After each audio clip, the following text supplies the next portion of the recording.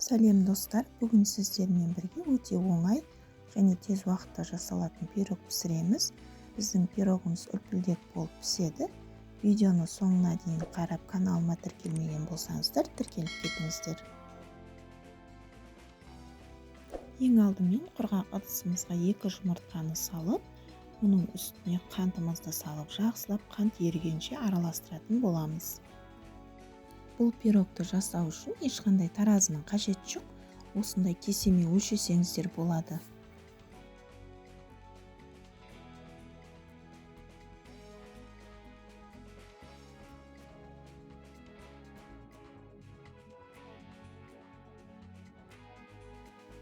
Қантымыз осындай болып толық еріді.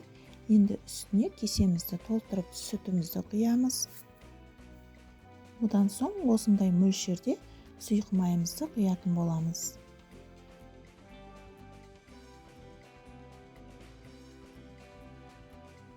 Енді массамыз біркелкі болғанша жақсылап араластырамыз.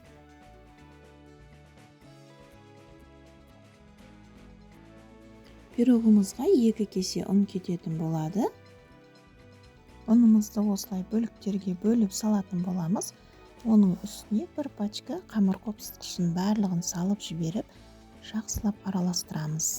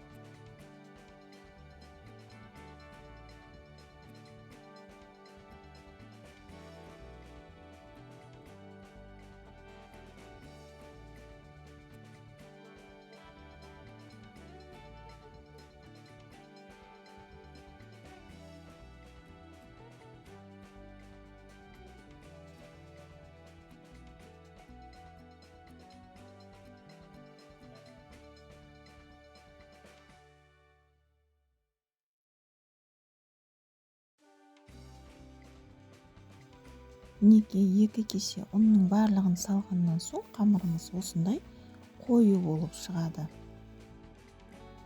Енді формамыздың астын осылай майлап аламыз.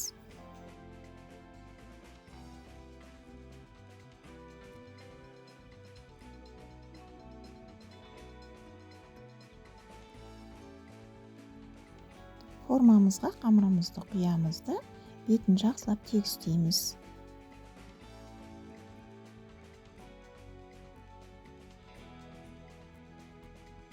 Одан соң қызып тұрған пеште 150 градуста 30-40 минутта пирогымызды пісіріп алатын боламыз. Мінекей пирогымыз пісіп шықты. Енді осыны осылай шпажканың көмегімен тексеріп алсаңыздар болады. Одан соң формамыздан шығарып алып, суытуымыз қажет.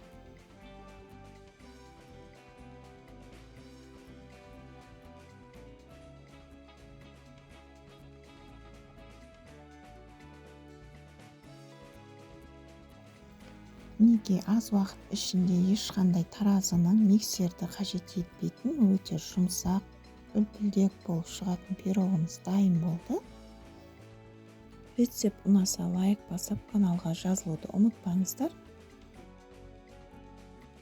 Жасап көрсеңіздер, немесе басқа сұрақтарыңыз болса, комментарийға жазыңыздар, мен міндетті түрде жауап беретін боламын.